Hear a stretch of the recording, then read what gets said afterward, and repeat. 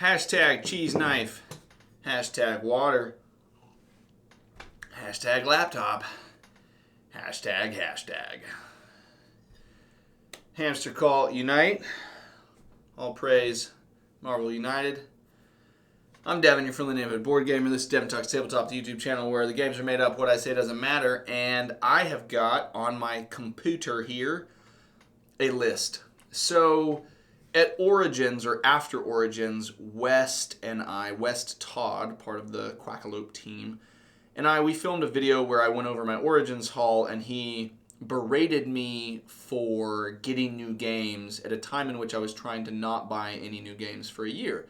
And he said that was contradictory, cheating, lying, all of these different things. And sure, whatever he needs to sleep at night.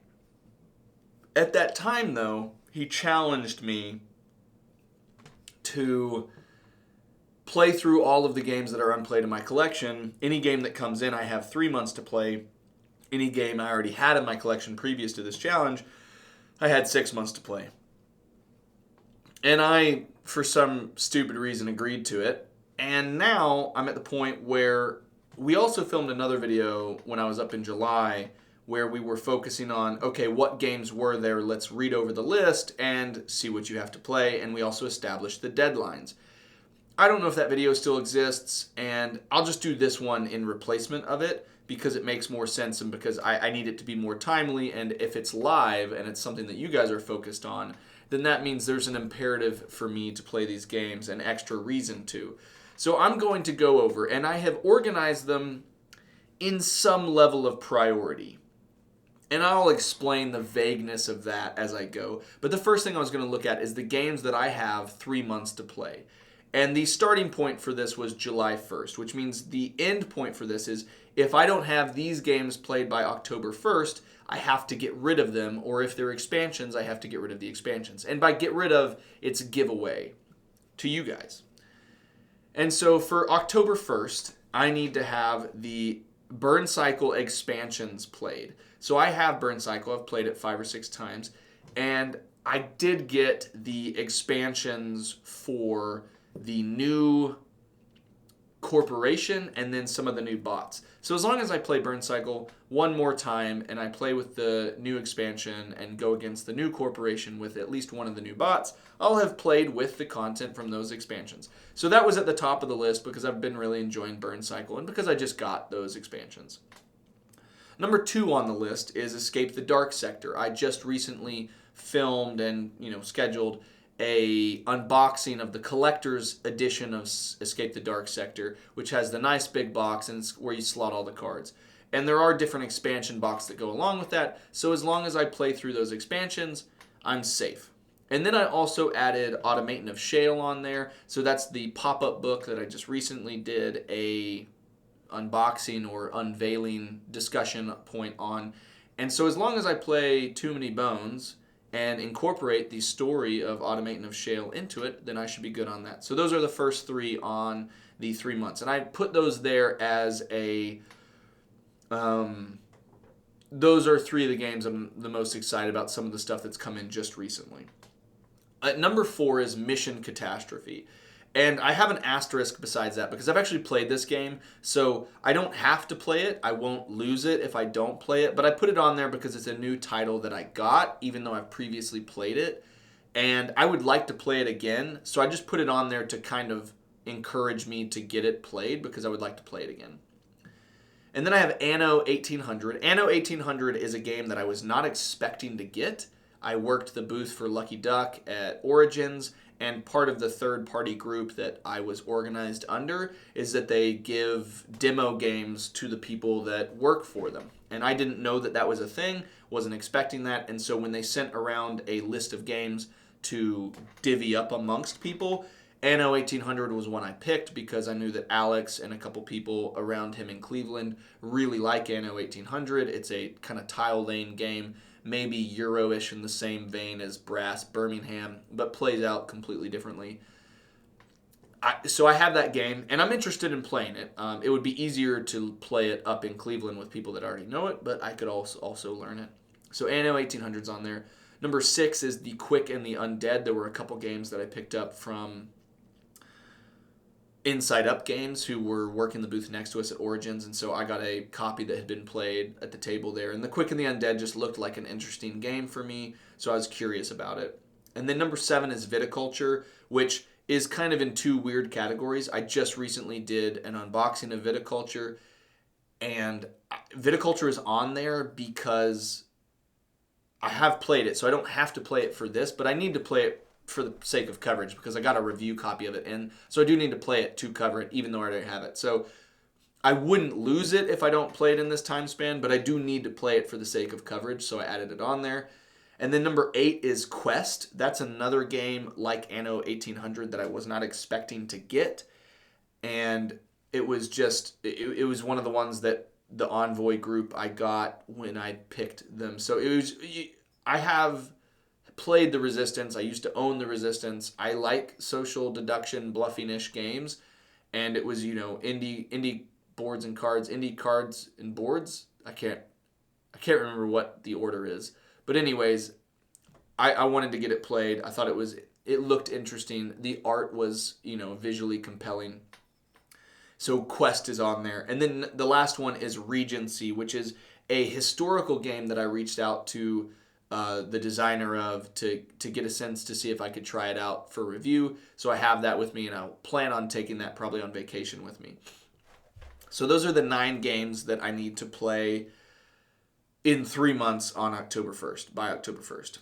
And then there's a much larger list that is the games I need to play in 6 months, and these were ones that existed in my collection prior to West challenging me to play through all of my unplayed games. And again, this is in a hierarchy or a prioritized order, but that's a very subjective, random way in which I've organized these. So number 1 is Xia, Legends of a Drift System. So Xia, I'm very compelled by. I actually gave away my copy of Western Legends, which was in shrink still, even though I had played it up in Cleveland, because I figured that Xia would be the game that replaced it for me. I like sci-fi themes more, and so the idea of playing this game is really exciting. Alex was also courteous enough to get me or gift me a Eva Core foam insert for it, so I hope that helps organize it a little bit better. And then after Xia, number 2 is Final Girl. I've already played Final Girl 2 or 3 times, but I have the boxes, the different cassette boxes, and one of the stupid stipulations that West made was that if I had different boxes, if it was in a different box, then I had to play each of those boxes. So I'm going to try to play through the rest of the Final Girl VHSs to where I can get that. I'll probably be doing some live streams where it's just 8-hour live streams of me playing games that I need to get off of my list just to stick it to West. So I'll probably be doing that at some point. And then I have Unsettled as number 3, and again, because I have the whole first pledge of Unsettled, everything, I've got the base game, which has got 2 planets in it, and then I've got 4 additional planets, and so West said all of the planets have to be played. He did give me the credit that I only had to play one of the 2 planets that were in the core box because they were inside the main box. So I have to play at least 5 planets of Unsettled. I have to get that done. Number 4 is Townsfolk Tussle. I have read through the rulebook to Townsfolk Tussle twice now, with the anticipation that we were going to play it in Cleveland, and then both times it just didn't work out. So I just need to play it here at some point. I'll breeze through the rulebook for a 3rd time, but I know how to play. I just need to do it. Number 5 is Godfather Corleone's Empire. I found this game at PAX last year. It was a very well-kept copy. It might have still been in shrink, but it was, used or whatever in the used section, and had never been played before. So excited that I was able to get my hands on it because it's one that I know a lot of people like of Eric Lang's designs, and it's, I think, worker placement. So it's the strategy of it. And I've recently played the Cyberpunk 2077 Gangs of Night City, that is the upcoming game from CMON, and if it's at all based on that, I liked the area control or the worker placement aspects of that. So if it's an area control game, strategy game, I think I'm going to like it. Number 6 is War of the Ring. Now, War of the Ring is one that might have been higher on the list, But I already have Star Wars Rebellion, and I love Star Wars Rebellion. And the stipulation that a lot of people tell me is that it's like Star Wars Rebellion, which is why I got it, and I'm excited to play it. But it's just like, if for some reason I had to lose it, I have Star Wars Rebellion. And so, I mean, I fully intend to play it, but it's why it's sixth on the list, even though, Star Wars Rebellion is one of my top 5 games of all time. Twilight Imperium is also next on the list, even though that's one of my favorite games of all time. And that's the Prophecy of Kings expansion. And that's because if I don't play it, I lose the expansion, but I don't lose the base game. Which, again, like I said, there's a lot of subjectivity and stupid reasonings and circular arguments that I made to myself for why this list exists in the way it does and why it's prioritized the way it is. But that's on the list. Twilight Imperium, Prophecy of Kings expansion. Number 8 is McKee, which I actually have here with me. That is a solo game done by the same people who did Black Sonata. I really like Black Sonata, so I put McKee pretty high because I do like Black Sonata, and I really want to try McKee. Tricarion is right here. I need to play that. It's the big box, and so I'm excited to check it out. It's a mind clash game. I really like Anachrony, even though it's a super dense game, and I am excited about Septima. So this was a gift to me from James Wright. He's an awesome subscriber that is just very generous. Sent that out my way, and so I'm excited to check it out. And yeah, it's high on the list because I want to play it. Set a Watch, Swords of the Coin. This is high on the list because I have a fond spot in Set a Watch because it's the first game I ever did a review of. And then also because I have played Set a Watch, so Set of the Watch, Swords of the Coin is not a big burden to... I mean, it's been long enough that I need to reread through the rules, but it's familiar enough that it's not so distinct. But I also know a lot of people that have enjoyed it who have played it. Imperium Classics and Legends, I kind of lumped these into one because they're just different they're different factions for the same game. But it's a card game I've been compelled to play, and I know a lot of people like solo, even though it's a very dense game. So then I need to check it out. Number 12 and number 13 are Horizon Zero Dawn and God Tier. God Tier is right there. I recently unboxed that. Horizon Zero Dawn I unboxed before I had the studio setup going on. And both of those are from Steamforged Games. They sent those out for review and for content. And so I'm excited to play them. I've played Horizon Zero Dawn once before, but once again, I put it on the list because I've played it, but I need to play it for coverage. And then God Tier I haven't played at all, but I need to play it for coverage. Number 14 is Nirishima Hex 3.0. I have the Year of the Moloch edition, and I really want to jump into that game. It's a game that I don't watch a lot of board game content, but anytime I ever happen to see Z Garcia from Dice Tower, I know that he's fond of this game, and for some reason it just compelled and seemed like an interesting game that I would want to play too. Number 15 is Res Arcana, and the people who I know play this and play it semi-frequently rank it and appreciate it a lot. And so I've got it and one or two of the expansions inside the main box. I'm excited to check them out. It's one that I want to play. Unbroken is next. That's another solo game. That's from Artem Safarov. What's your last name, Artem? Now I'm curious. Isn't it Artem? Am I going crazy? Am I saying it wrong?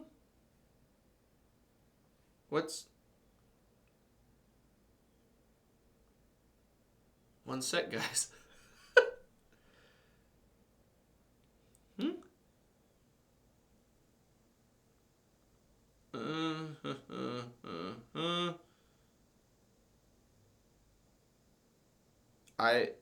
I can't remember the designer. That's not fair to you.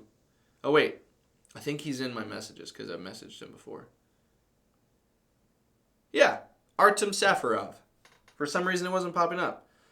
Anyways, Artem Safarov did Unbroken. I bought that game and have tried to support him because I think he's been through the ringer and unfairly to him. Really like him. He seems like to be a stand-up person. I need to play that game.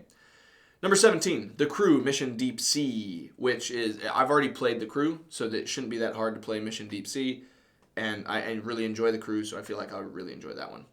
Under Falling Skies, I've played Warp's Edge a couple times now, really did enjoy that, and Under Falling Skies is also supposed to be really good, so I need to jump into the campaign for Under Falling Skies. Number 19 is Mantis Falls, which I know that Jesse and West both like that game a lot. I picked it up at PAX and have yet to play it, but I'm interested in it for sure. Number 20 is The Loop from Pandasaurus Games. So The Loop is definitely one that I'm interested in, and I just haven't played it, haven't had the opportunity yet to get it to the table. Number 21 is Badlands Wolves, which was a Kickstarter that I did from Daniel Gorash, and that was based off of Jesse's recommendation, who featured him on his channel as a fellow Kentuckian. Excited to check that one out. Number 22 is Abomination, which I purchased after Trey Parker. It's Trey Parker and Matt Stone, I think, for South Park. Trey Parker is a big board gamer, and he revealed his top 10 games of all time on Dice Tower. And Abomination was on that list. He really likes the theme of it. And apparently, the base rule set isn't as great, but the designer of the game came out with an additional rule set that smoothed things out, made it a faster game, and improved the end game. So I'm excited to play it with those rules in mind. Number 23, Tiny Epic Galaxies. That was a purchase that I got back when I was like, I want to check out some solo games, and I still just haven't played that, and I want to. So that one's on the list. And I've recently played Tiny Epic Vikings, which is on the way at some point when that Kickstarter fulfills. So I'm compelled enough that I think it would be an easy one to get out and play. Number 24 is Cry Havoc. I got that and the expansion that's inside of it with a trade at some point. And I was happy that I got it for a trade because I got a game that I didn't have for a game that I was ready to get rid of. I just haven't played it. Coming in at number 25 and 26 are Chronicles of Crime 1900 and 2400. Those are low on the list, and the only reason for that is because I know I'll play them soon, because I'm going to play 1900 on vacation soon, coming up, and then 2400 I'll play soon after that. I already know the Chronicles of Crime system, so it's not a big ask to learn these games and to play them, so I didn't feel like I needed to rank them high. 27, Caper Europe. I might be actually gifting that to Joe, since he's been so generous sending stuff my way. He was curious about Caper Europe. I'm planning to send that to him. 28, Scope Stalingrad is one that's in the same category as games from Draco Studios, and they did the game Tetrarchia, which I did a review on quite a ways back, and that's just a 2-player sniper game that kind of reminds me of Enemy at the Gates, and I just haven't played it yet. 29 is Barrage, which is a game that I picked up from Alex at some point. He had an extra copy of it, and I just haven't felt compelled to play it. It's not one that's leapt off at the shelf, so it's pretty low on the list here. Number 30 is Star Wars X-Wing, which is a game that I feel like I would love. It's a fantasy flight game. It's a miniatures game. It's a Star Wars tactical skirmish in space with spaceships from the Star Wars universe. So it's one that I theoretically should love, but I put it really low on the list because I've had it forever and I've never played it. And part of that is maybe just because I know that if I play it, I'm going to be... should turn off the volume for my computer so it doesn't make that noise. But yeah, so I just haven't played it because I know that I'm probably going to want a lot more of it whenever I buy it, or whenever I play it. I feel like I'm going to like it, and then I'm going to want to buy more of it. And I don't know if I have the space or the time for that. Number 31 is Cover Your Assets. That's a game from Grandpa Beck, and it's down low just because it's a party game that I bought, but party games are games that I play with, a family game maybe is a better term for it. And I have No Thanks, and I have other ones, and it's not urgent for me to play through that. And then the last one is Abstract Academy, which is a game that I kind of just picked up whenever I was at Gamma, I think, was when I picked that up. And it was more just a publisher was being kind of like, hey, if you want this, you can take it. And I did, but I didn't have any super focused interest in it. It wasn't one that I had been hunting for. And it seems like it's really easy to play, so I could knock it off the list very quickly, which is why it's low priority. So yeah, that's my 3 months and my 6 months. 6 months has to be done by January 1st, it has to be done by December 31st technically. By January 1st or October 1st is when these games would have to leave my collection if I haven't played them yet. Yeah, so that's my list. Oh my goodness. That's my list. That's my stuff. Timestamp. I have a lot of games that I need to play now. All right. That's it. See ya.